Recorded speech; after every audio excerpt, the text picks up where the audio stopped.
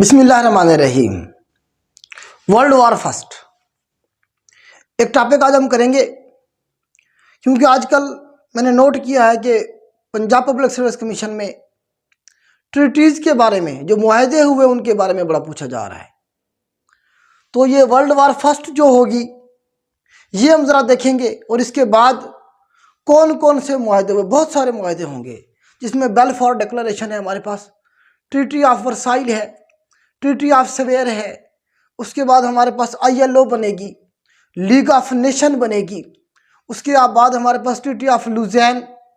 तो बहुत सारे मुआहदे हैं जो हुए हैं इस जंग के बाद, उनके बारे में कमीशन अक्सर पूछ रहा होता है। तो आज हम वो सारे मुआहदे देखेंगे हम, और उससे पहले हम ज़रा इसका बैकग्राउंड देखते हैं। ये जंग जो वर्ल्ड वॉर फर्स्ट हुई क्यों हुई और कैसे हुई, थोड़ा सा ये देख के फिर हम ट्रीटीज़ को देखेंगे। तो वर्ल्ड वॉर फर्स्ट जो थी, इसमें पूरी दुनिया दो हिस्सों में बट गई थी। पूरी दुनिया दो हिस्सों में बट गई।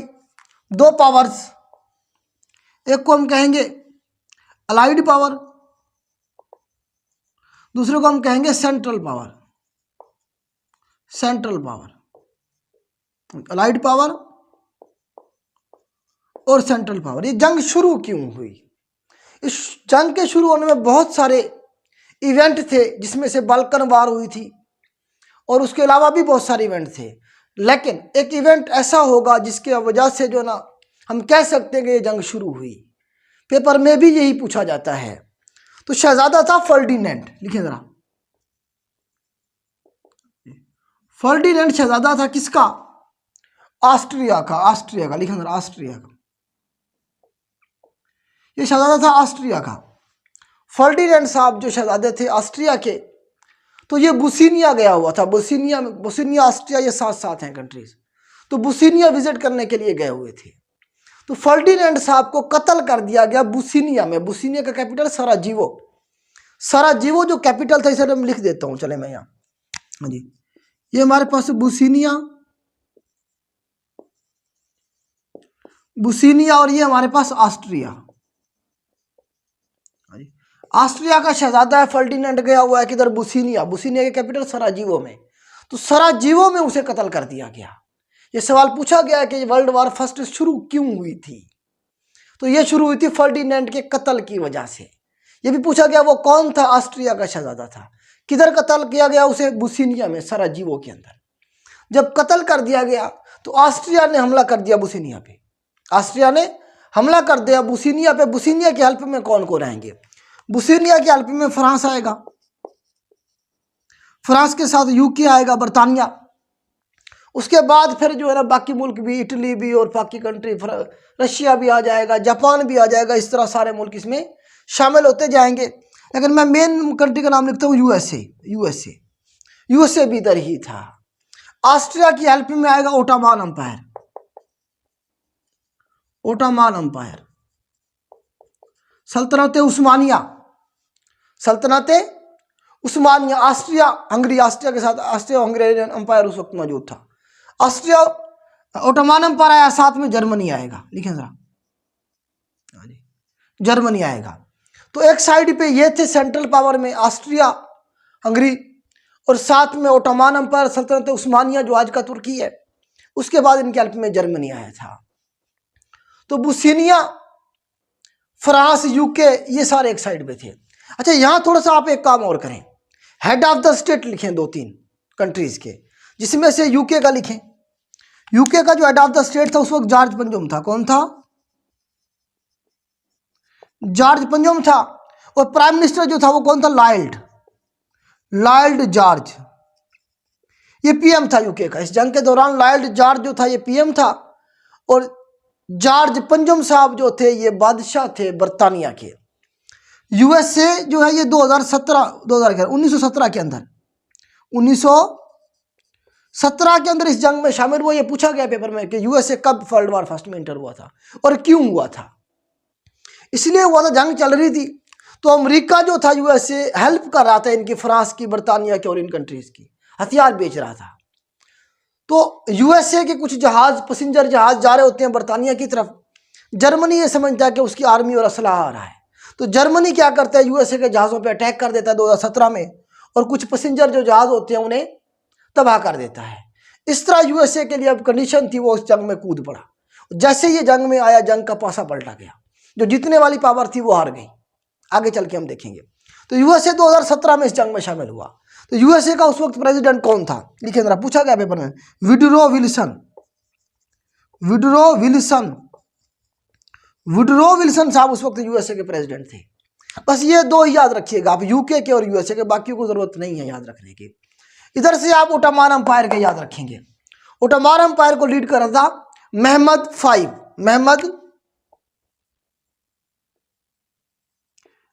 फाइव जो थे वो लीड कर रहे थे सल्तनत उस्मानिया को। जंग शुरू हो गई 1914 में, ये जंग शुरू 1918 तक ये जंग चलेगी। जंग का नतीजा ये निकला कि सेंट्रल पावर जो थी ये जंग हार गई और अलाइड पावर जो थी ये जंग जीत गई। अलाइड पावर ये जंग जीत गई, सेंट्रल पावर ये जंग हार गई। रिजल्ट क्या निकला जंग का, वो हार गए और तकरीबन 1 करोड़ आर्मी मारी गई दोनों तरफ से, और 1 करोड़ ही जो थे सिविलियन इसमें मरे। तकरीबन 2 से 3 करोड़ लोग मरे वर्ल्ड वार फर्स्ट में। उसके रिजल्ट में क्या आई, भूख आई, बीमारियां फैल गई, लोगों ने मरना शुरू कर दिया इस तरह से। तो एक बहुत बड़ा मतलब है कि क्राइसिस पैदा हुआ दुनिया के अंदर। अब क्या होगा इस जंग के अख्ताम पे, जंग के दौरान कुछ मुआहदे होंगे, वो हम जरा डिस्कस करेंगे। आप याद रखिएगा वुडरो विल्सन को, इंपॉर्टेंट है ये नाम, पूछा जाएगा बार बार आपसे पेपर में। तो कुछ मुआहदे होंगे, वो मैं ये अब रेज करता हूं। उसके बाद जो ट्रीटीज हुई उनके बारे में जरा हम देखते हैं, कमीशन कौन कौन से सवाल किस तरह से पूछता है, ये मैं रेज करता हूं।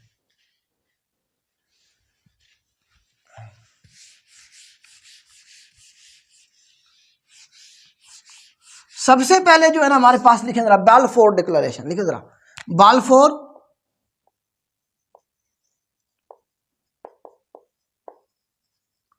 डिक्लेरेशन, हाँ जी, 1917 के अंदर बाल्फोर डिक्लेरेशन होगा जी। बाल्फोर डिक्लेरेशन कब हुआ, ये 1917 में हुआ। क्या था ये असल में देखें, जंग जब शुरू हुई तो इसमें यहूदी भी कहीं ना कहीं मौजूद थे। यहूदियों को फलस्तीन से आपको पता है कि नहीं घुसने दिया जाता था, और फलस्तीन किसके अंडर था, तुर्की के अंडर था, सल्तनत उस्मानिया के अंडर था। यहूदियों ने बड़ा जोर लगाया, सल्तनत उस्मानिया को पैसों की ऑफर की कि आप हमें इजाज़त दें, हम आपकी हुकूमत को संभालते हैं, जंग में भी हम आपका साथ देते हैं। लेकिन तुर्की ने, ओटोमान अंपायर ने जो थे, उन्हें अपने साथ नहीं मिलाया। तो यहूदी इकट्ठे होकर पहुंचते हैं बरतानिया के प्राइम मिनिस्टर के पास। बरतानिया पहुंचते हैं और वहां जाके मुआहदा करते हैं। उन्हें कहते हैं कि हमारे जो यहूदी हम निकले हुए हैं, सबसे बड़ी कौम हम बाहर हैं, हमारे पास कोई मुल्क नहीं है, तो हमें फलस्तीन में वापस आने की इजाज़त दी जाए। तो बेल्फोर साहब, बंदे का नाम था बेल्फोर। तो इन्होंने वो मुआहदा लिखा। ये उस वक्त जो थे फॉरेन सेक्रेटरी थे यूके के, मुआहदा इन्होंने लिखा। अच्छा, ये बेल्फोर साहब जो थे ये प्राइम मिनिस्टर भी रहे थे 1903 से 1905 में, बरतानिया के प्राइम मिनिस्टर भी ये रहे। अब ये क्या थे, फॉरेन सेक्रेटरी थे। तो इन्होंने मुआहदा लिखा कि यहूदियों को उनकी जो होमलैंड है वहां उसे आने की इजाज़त है। तो यहूदियों को इजाज़त मिली इस मुआहदे के रिजल्ट में कि वो दुनिया में जहां कहीं भी थे वो फलस्तीन में आके उन्होंने ज़मीनें खरीदना शुरू कर दी और रहना शुरू कर दिया। बाद में 1948 में उन्होंने वहीं अपना एक मुल्क बना दिया, इसराइल। तो आप कह सकते हैं बेल्फोर डिक्लेरेशन एक यहूदी रियासत की बुनियाद रखी गई थी, उन्हें इजाज़त दी गई थी कि वो आके बस सकते हैं फ़लस्तीन में। इससे पहले उन्हें इजाज़त नहीं थी। तो बेल्फोर डिक्लेरेशन मेरे ख्याल से अब आपको याद रहेगा। उसके बाद वर्ल्ड वार फर्स्ट जो थी ये जंग के दौरान हुआ। जंग का इख्तिताम कौन से ट्रीटी पे हुआ जी? जंग का वर्ल्ड वार फर्स्ट का जो इख्तिताम हुआ वो ट्रीटी ऑफ वर्साइल पे हुआ। लिखिए जरा, treaty of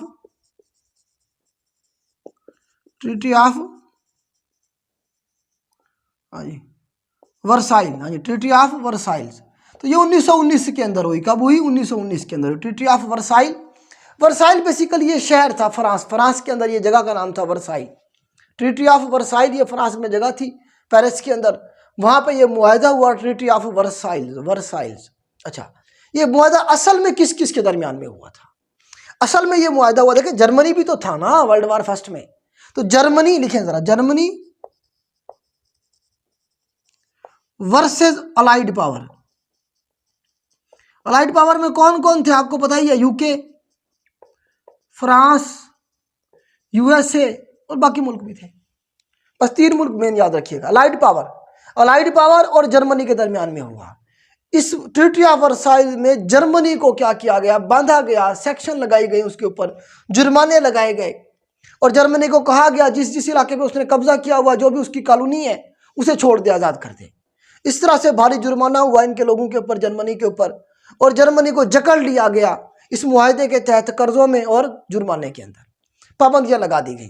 treaty of Versailles, इस नतीजे में जंग हुई।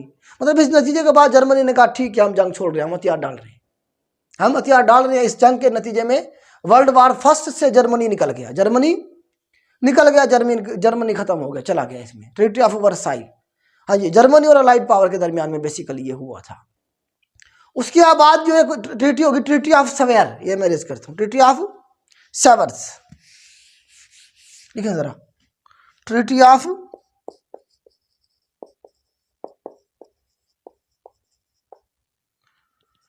सेवर्स, ट्रीटी ऑफ सेवर्स, ये 1920 में होगा जी, 1920 में होगा। ये किस किस के दरमियान में हुआ? ये तुर्की वर्सेस अलाइड पावर, तुर्की versus allied power. Allied power में यूके, यूएसए, फ्रांस, ये सारे मुल्क थे, इटली और ये रशिया, ये सारे, जापान, ये सारे मुल्क थे इसमें। एक साइड पे तुर्की। मतलब ट्रीटी ऑफ वर्साइल जर्मनी के साथ मुआहदा किया, जर्मनी पे पाबंदियां लगाई गई। ट्रीटी ऑफ सेवर्स के अंदर तुर्की के ऊपर पाबंदी लगाई गई। तुर्की को कहा गया ये अपनी रास्ते छोड़ दे, अपने जो अरब मुल्क हैं उनके ऊपर से कंट्रोल खत्म कर दे। इस तरह से पाबंदियां लगाई गई तुर्की के ऊपर, आर्मी नहीं रख सकते, और जो है ना इस तरह से जो है ना इनके ऊपर तुर्की पे पाबंदी लगाई गई। ट्रीटी ऑफ सेवर्स 1920 में हुआ। जो साल भी याद रखिएगा, किस किस के दरमियान में हुआ ये भी लिखिएगा, याद रखिएगा। अब कुछ इदारे बनेंगे जिसमें ILO बनेगा, लीग ऑफ नेशन बनेगी, ये मैं रेस करता हूँ, जी।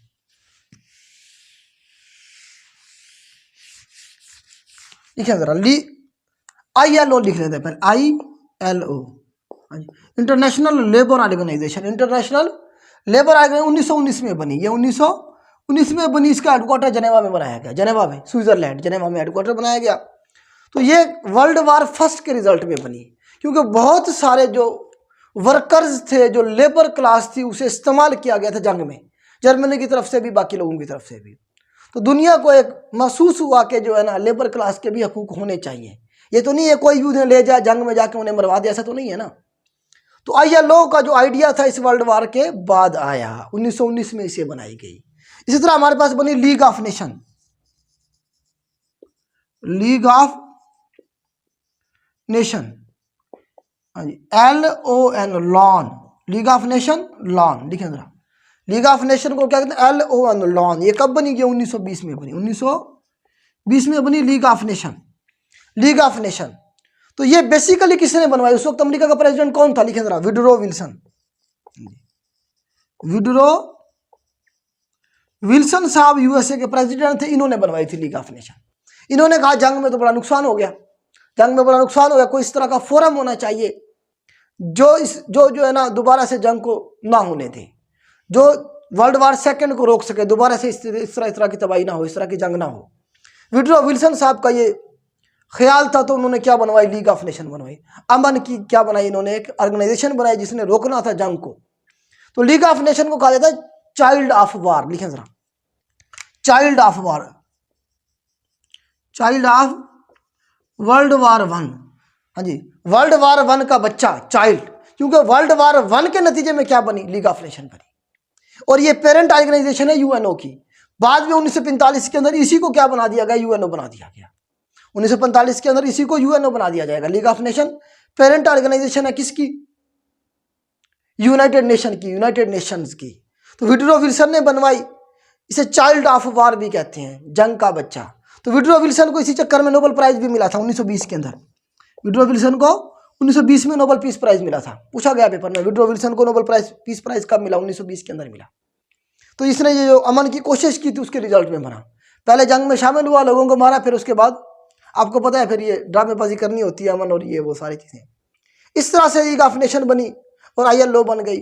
उसके बाद आखिरी मुआहदा हम देखते हैं, वो आज हमारे पास ट्रीटी ऑफ लुज़ान, ट्रीटी ऑफ लुज़ान, ये मैं रेज करता हूँ, ट्रीटी ऑफ लुज़ान।